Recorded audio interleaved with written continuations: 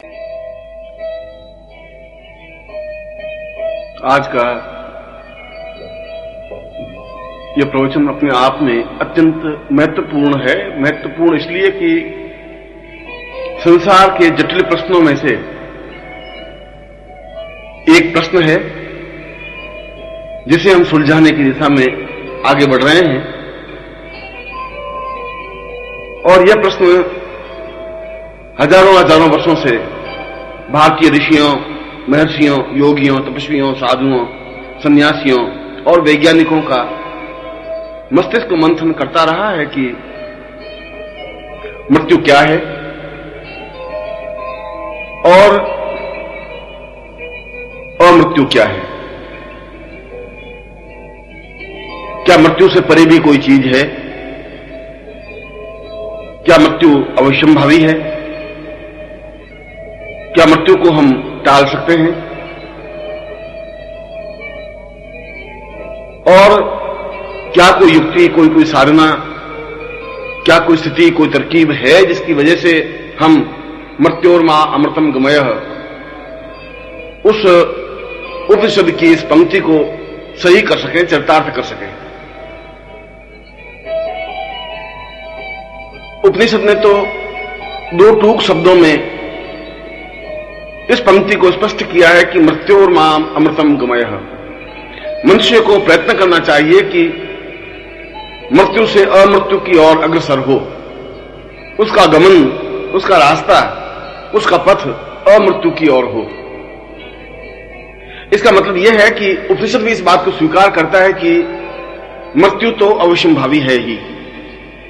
तभी उसने कहा कि मृत्यु से अमृत्यु की ओर तुम्हें अग्रसर होना है, क्योंकि यह मृत्यु तुम्हारे जीवन का एक पार्ट है, एक हिस्सा है। तुम चाहो या नहीं चाहो, इस मृत्यु का एक न एक बार तो तुम्हें साथ देना ही पड़ेगा। परंतु यदि ऋषि ने, उपनिषदकार ने इस पंक्ति के आधे हिस्से में मृत्यु शब्द का प्रयोग किया है, तो आधे हिस्से में इस बात का भी प्रयोग किया है कि कोई ऐसी स्थिति तो जरूर है जिससे कि हम अमृत्यु की ओर अग्रसर हो सके। कोई ऐसी स्थिति आ सकती है जहां हम अमृत्यु पर बढ़ सके, हमारी मृत्यु नहीं हो, हम पूर्ण रूप से अमर हो सके, जीवित रह सके, लंबे वर्षों तक जिंदा रह सके, स्वस्थ रह सके। दोनों स्थितियां हमारे सामने एक पेचीदा प्रश्न लिए हुए खड़ी रहती हैं। और इस मृत्यु के लिए भारतीय दर्शन, योग, मीमांसा, शास्त्र, पुराण, वेद, इन लोगों ने तो मंथन चिंतन किया ही है।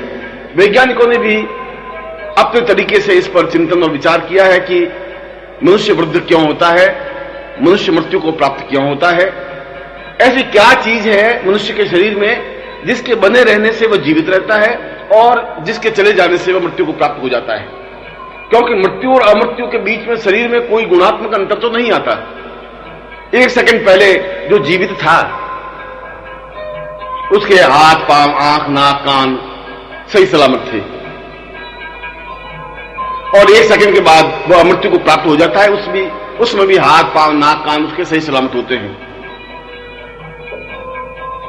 प्रश्न उठता है कि योग यह बात कहती है कि जब हृदय का धड़कना बंद हो जाता है तो मृत्यु हो जाती है। परंतु ऐसे कई योगी हैं जो कई घंटों तक अपने हृदय को धड़कन को रोक देते हैं, और 4-6 घंटे हृदय की धड़कन, हृदय का स्फुरण होता ही नहीं, तो क्या भी मृत्यु को प्राप्त हो गए? इसलिए यह परिभाषा तो मान्य नहीं हो सकती कि हृदय की धड़कन बंद होने से आदमी मृत्यु को प्राप्त हो जाता है। हृदय की धड़कन तो कई कारणों से बंद हो सकती है जो हमारे यंत्रों के माध्यम से सुनाई नहीं देती। प्रश्न यह नहीं है, प्रश्न यह है कि मृत्यु यदि हो जाती है तब तो वापस पुनर्जन्म स्वाभाविक है। हमारे शास्त्र इस बात को दो टूक शब्दों में कहते हैं कि जो पैदा होता है उसकी मृत्यु होती ही है, चाहे वह पशु हो, पक्षी हो, कीट पतंग हो, मनुष्य हो, चाहे वनस्पति हो, पेड़ पौधे, दिन रात जो उत्पन्न होगा वह युवा भी होगा, वह वृद्ध भी होगा, मृत्यु को भी प्राप्त होगा।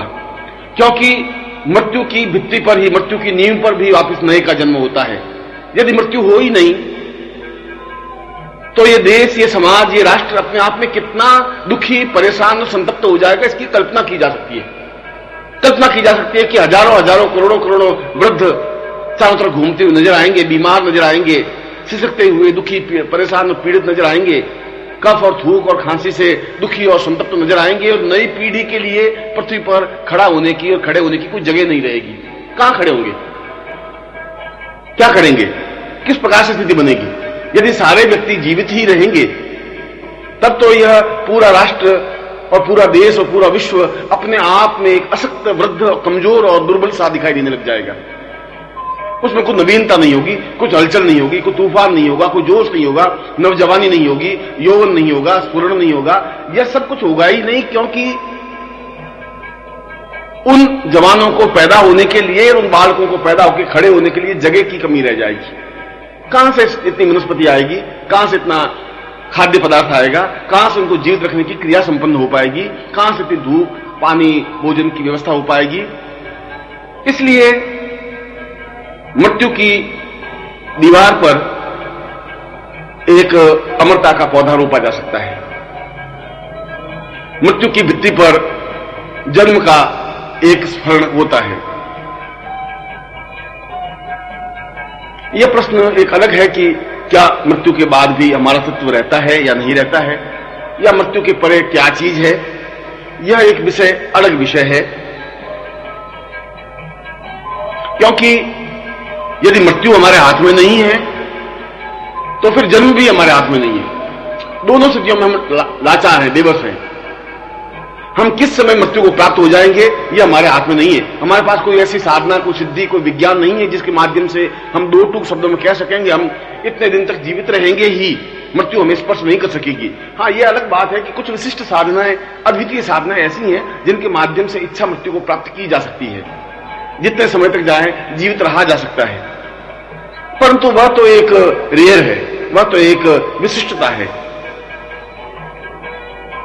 इसलिए मैंने कहा कि मृत्यु पर हमारा बस नहीं है, मृत्यु पर हमारा नियंत्रण नहीं है। और इन मृत्यु पर वशिष्ठ, विश्वामित्र, अत्रि, कणाद, राम और कृष्ण का भी कोई अधिकार नहीं रहा। उनको भी मृत्यु को स्पर्श करना ही पड़ा।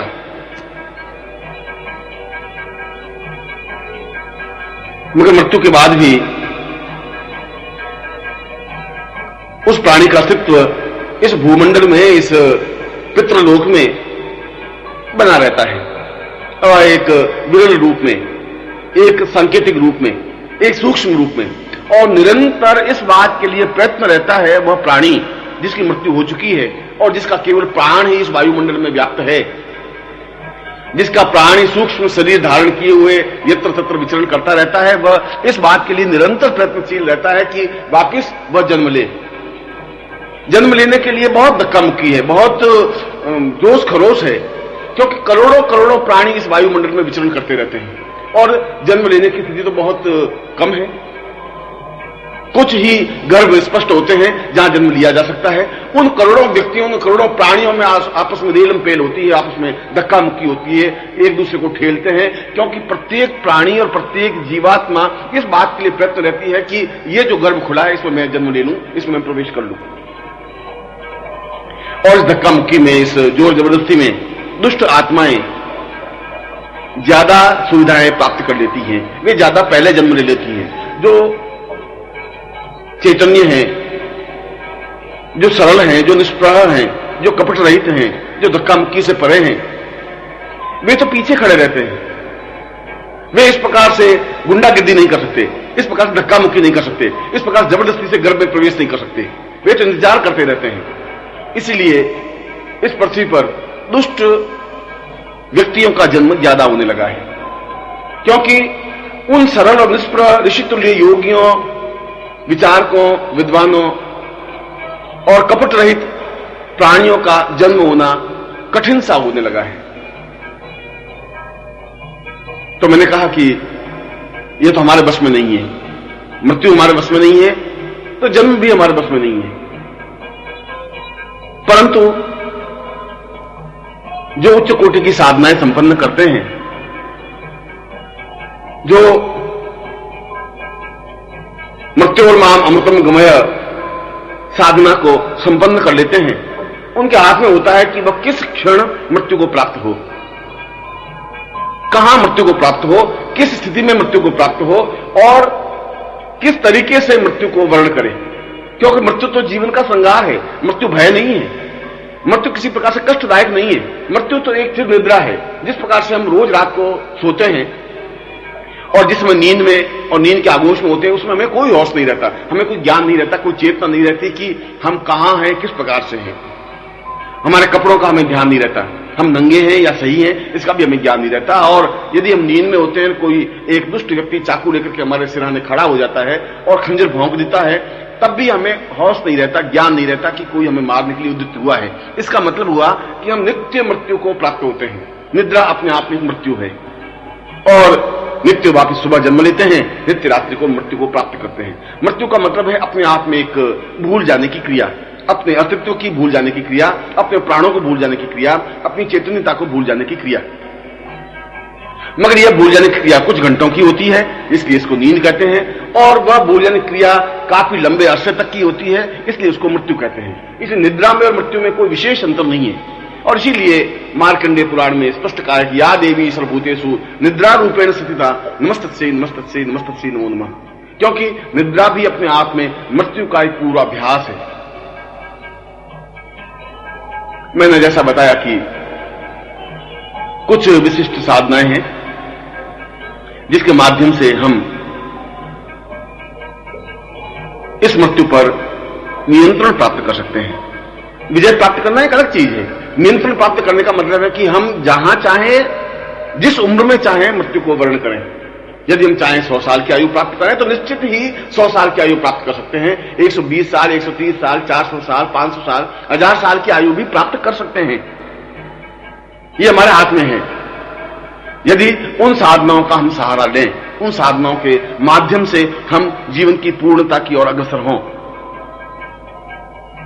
और जिस प्रकार से मृत्यु हमारे साधना के माध्यम से हाथ में रहती है, हमारी इच्छा पर निर्भर होती है, ठीक उसी प्रकार से मृत्यु के बाद में भी यह हमारे पास हमारा अस्तित्व, हमारी चेतनता बनी रहती है कि हम इस ब्रह्मांड में कहां पर हैं, प्राणियों के किस लोक में हैं, देवलोक में है, पितृलोक में है, राक्षस लोक में है, गंधर्व लोक में है, किस लोक में है।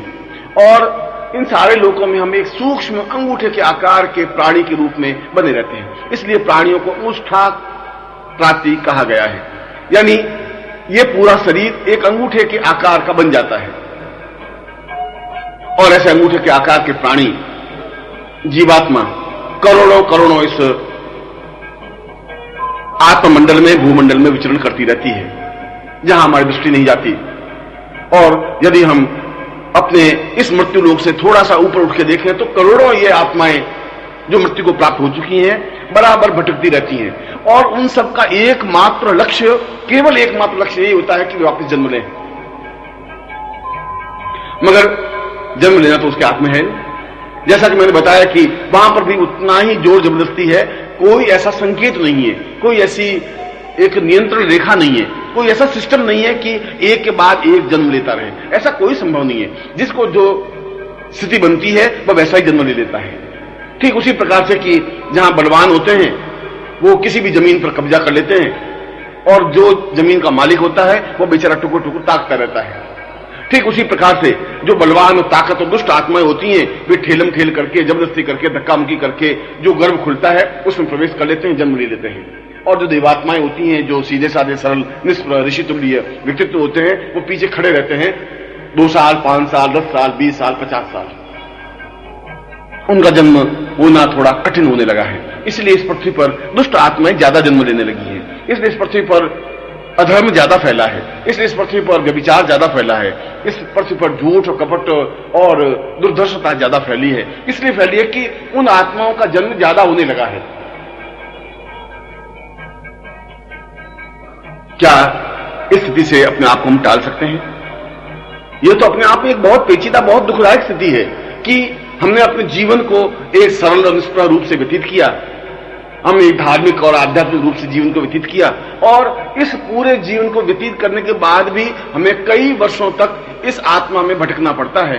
हम वापिस जन्म नहीं ले पाते, जबकि हम चाहते हैं कि हमारा जन्म हो और जन्म लेने के बाद फिर हम ईश्वर चिंतन करें, जन्म लेने के बाद फिर हम साधनाएं करें, फिर हम आध्यात्मिक जीवन में प्रवेश करें, फिर हम गुरु चरणों में बैठें, हम फिर इस मृत्यु लोक के उन प्राणियों की सेवा करें, उनको सहयोग करें, उनकी सहायता करें। मगर ये तो तब हो सकता है जब आप जन्म लें, और यदि हम जन्म ही नहीं ले सकते तो फिर अध्यात्म चिंतन ये सब हमारे लिए तो एक दुराग्रह बन गया है। इसलिए कुछ विशिष्ट आत्माएं यदि इस जीवन में ही साधनाएं संपन्न कर लेती हैं तो उनको अपनी चेतना का पूरा ज्ञान रहता है। उनको ज्ञान रहता है कि मैं कहां था, किस रूप में था, मैंने जीवन की कौन सी साधनाएं संपन्न की थी, कहां जन्म लिया था, किस प्रकार से जन्म लिया था, और उसको उस साधना की वजह से यह भी चैतन्यता रहती है कि मुझे जल्दी से जन्म लेना है। उसको इस बात का भी भान रहता है कि मैं उच्च कोटि के गर्भ को ही चुनूं। अभी तक उन प्राणियों में, या मैं यूं कहूं कि मृत्युलोक के जो नर और नारी हैं, जो पति पत्नी हैं, उनके पास ऐसी कोई शक्ति, ऐसी कोई सामर्थ्य नहीं है कि वह उत्तम कुल के प्राणी को ही जन्म दे या कोई विशिष्ट योनि को ही अपने गर्भ में प्रवेश होने दे। उनके पास कोई साधन नहीं है। उस समय, जिस समय गर्भ खुला होता है, उस समय जो भी दुष्ट आत्मा या अच्छी आत्मा जो भी गर्भ में प्रवेश कर जाती है, उस गर्भ को धारण करना उसकी मजबूरी हो जाती है। यह हमारे जीवन की विडंबना है, यह हमारे जीवन की न्यूनता है, यह हमारे जीवन की कमी है। इसलिए बहुत पेचीदा स्थिति है कि मृत्यु पर हमारा नियंत्रण नहीं है। हम जिस प्रकार के प्राणी को अपने गर्भ में धारण करना चाहते हैं उस पर भी हमारा नियंत्रण नहीं है। जो भी दुष्ट या भली या जैसी आत्मा उसमें प्रवेश कर लेती है, उसी को अपने गर्भ में प्रवेश देना पड़ता है, उसी को पैदा करना पड़ता है, उसी को बड़ा करना पड़ता है, और बड़ा होने के बाद वो उसी प्रकार से मां बाप को गालियां देता है, समाज विरोधी कार्य करता है और अपना नाम और मां बाप का नाम कलंकित कर लेता है। यह तो एक इतना कष्ट सहन करने के बाद, इतना दुख देखने के बाद, गर्भ में 9 महीने धारण करने के बाद, उसको जन्म और जन्म देने के बाद, उसकी इतनी परवरिश करने के बाद, उसके बावजूद भी हमें यही दुख भोगना है, तो यह हमारे जीवन की विडंबना है, यह हमारे जीवन की कमी है, और इस पर मनुष्य चिंतन नहीं करता, विचार नहीं करता। विज्ञान इस प्रश्न को नहीं सुलझा रहा है, विज्ञान इस प्रश्न को सुलझा भी नहीं सकता। इस प्रश्न को सुलझाने के लिए ज्ञान का सहारा लेना पड़ेगा, साधना का सहारा लेना पड़ेगा, आराधना का सहारा लेना पड़ेगा।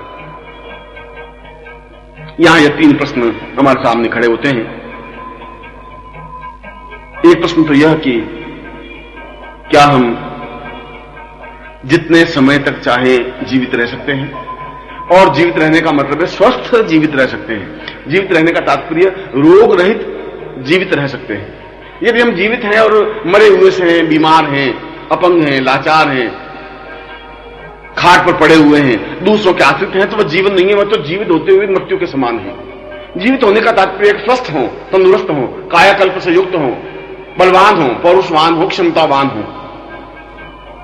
और इसका उत्तर मेरे पास यह है कि हम निश्चय ही जीवित रह सकते हैं, जितने समय तक चाहें जीवित रह सकते हैं। 50 साल, 60 साल, 80 साल, 100 साल, 200 साल, 300 साल, 500 साल, 1000 साल, 2000 साल हम जीवित रह सकते हैं, निश्चित रूप से और गारंटी के साथ जीवित रह सकते हैं, स्वस्थ, तंदुरुस्त, पूर्ण चैतन्यता के साथ, यौवन स्फूर्ति के साथ। मगर इसके लिए जो मृत्योर्मा अमृतम गमय साधना है, या जो मृत्योर्माम साधना है, उस साधना को संपन्न करने से शरीर में एक गुणात्मक परिवर्तन, एक अंतर आ जाता है। एक जिस प्रकार से बैटरी, जो चार्ज की हुई बैटरी है, उसको अगर यूज करते हैं तो कुछ समय बाद वो बैटरी के अंदर जो पावर है वो समाप्त हो जाती है, और जब समाप्त हो जाती है तो उसको वापस चार्ज करनी पड़ती है। चार्ज करने के बाद वो बैटरी वापस इसी प्रकार से उपयोगी बन जाती है। ठीक उसी प्रकार से शरीर की शक्ति भी निरंतर क्षीण होती रहती है, और क्षीण होते होते एक स्टेज ऐसी आती है कि वह बैटरी, जो शरीर की बैटरी, वह समाप्त हो जाती है, जिसको मृत्यु कहते हैं। मगर यदि हम उसको वापस चार्ज करने की क्षमता प्राप्त कर सकें, कोई ऐसा ज्ञान, कोई ऐसी साधना हो जिससे हम उसको वापस चार्ज कर सकें, तो उतने साल, 60-70 साल वापस जीवित रह सकती है। फिर हम बैटरी चार्ज कर लें, फिर शरीर को चार्ज कर लें, फिर अगले 60-70 साल, 80 साल जीवित रह सकते हैं। और इस प्रकार से जितनी बार शरीर को हम वापस कायाकल्प करते रहें, चार्ज करते रहें, उतने ही साल तक हम जीवित बने रह सकते हैं। और इसके लिए मृत्युर्मा साधना जीवन की श्रेष्ठ, अद्भुत और उन्नत साधना है, जिसको योगियों ने, ऋषियों ने स्वीकार किया है। सिद्धाश्रम अपने आप में एक अद्वितीय, दुर्लभ और महत्वपूर्ण स्थान है, जो अध्यात्म जीवन का केंद्र बिंदु है और जहां से पूरे विश्व का अध्यात्म जीवन संचालित होता है। क्योंकि विश्व तभी तक जीवित है जहां तक भौतिक और आध्यात्मिकता का बराबर सुखद समन्वय है, बैलेंस्ड है। जो ये बैलेंस बिगड़ता है तो विश्व अपने आप में प्रलय की स्टेज पे चला जाता है, प्रलय हो जाता है, सब कुछ समाप्त हो जाता है। जिसमें भौतिकता बहुत अधिक बढ़ जाएगी, चारों तरफ बम गिरेंगे, प्रत्येक देश एक दूसरे पर आक्रमण करेगा, एक देश दूसरे देश पर परमाणु बम गिराएंगे और कोई भी देश बचेगा नहीं, बम गिराने वाला भी और बम झेलने वाला भी, और इसी को प्रलय कहते हैं। और यदि आध्यात्मिकता का भी बाहुल्य हो जाए और भौतिकता जीवन में रहे ही नहीं, तब भी प्रलय हो जाएगा। इसलिए इन दोनों का समन्वय होना जरूरी है। मगर इस भौतिकता के लिए कुछ प्रयत्न नहीं करना पड़ता, झूठ के लिए, हिंसा के लिए, छल के लिए, कपट के लिए कोई प्रयत्न नहीं करना पड़ता। वह तो एक सामान्य सी बात है। मनुष्य की दुर्दर्श प्रवृत्तियां अपने आप में स्वतः जन्म लेती हैं। उनको बैलेंस करने के लिए सिद्धाश्रम अपने आप में कुछ विशिष्ट योगियों को, कुछ विशिष्ट महात्माओं को इस मृत्युलोक में उन प्राणियों के बीच भेजता है। वे चाहे राम हो, वे चाहे कृष्ण हो, वे चाहे बुद्ध हो, चाहे महावीर हो, चाहे शंकराचार्य हो, चाहे ईसा मसीह हो, चाहे सुकरात हो, और वे अपने ज्ञान के संदेश के माध्यम से, अपनी चेतना के संदेश के माध्यम से, अपनी पवित्रता और दिव्यता के संदेश के माध्यम से उन लोगों में अध्यात्मिक चेतना पैदा करते हैं। यद्यपि इस प्रकार की चेतना पैदा करने वालों को बहुत गालियां मिलती हैं, क्योंकि वे तो मदांध हैं, वे तो अंधे हैं, वे भौतिकता में ग्रस्त हैं, उनको झूठ, छल और कपट के अलावा उनके पास कोई रास्ता नहीं है। वो जब इस प्रकार की बात सुनते हैं तो सोचते हैं कि ये हमारे अधिकारों पर हनन है, यह व्यक्ति हमारे पूरे जीवन की दिमाग पूंजी को समाप्त कर रहा है, हमारे स्वार्थों पर चोट कर रहा है, इसलिए उसका एक विरोध होता है, उसको गालियां दी जाती है, उसको कैद कर लिया जाता है, उसको मार दिया जाता है, उसको समाप्त कर दिया जाता है। मगर इस समाप्त कर देने से ही समाप्त नहीं हो जाता है। देह तो टूट जाती है, देह तो गिर जाती है, मगर अंगुष्ठ मात्र के प्राण पुनः नई देह धारण करके उस सिद्धाश्रम में जन्म लेती है या सिद्धाश्रम में वापस संचरण करने लग जाती है। इसके लिए उसको कुछ प्रयत्न नहीं करना पड़ता।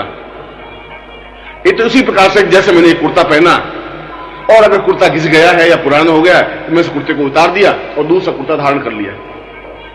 इस कपड़े वस्त्र बदलने से कोई बहुत बड़ा अंतर नहीं आया। ठीक उसी प्रकार से अगर ये शरीर घिस जाता है, शरीर कमजोर पड़ जाता है, शरीर की नाड़ियां, अंग प्रत्यंग शिथिल हो जाते हैं, तो इस शरीर को उस कुर्ते की तरह छोड़ देते हैं और दूसरा नया शरीर धारण कर लेते हैं। ऐसा कैसा शरीर, ऐसी कैसी आंखें, नाक, कान, हाथ, पांव, लंबाई, चौड़ाई ज्यों की त्यों अपने आप में स्वतः प्राप्त हो जाती है। जिस प्रकार से शरीर के ऊपर की चमड़ी किसी चोट की वजह से छिल जाए तो उसके नीचे अपने आप स्वतः दूसरी चमड़ी आ जाती है, उसी प्रकार से यह देह गिरती है तो दूसरी देह स्वतः अपने आप में आ जाती है। यह तो साधना के बल पर संभव है।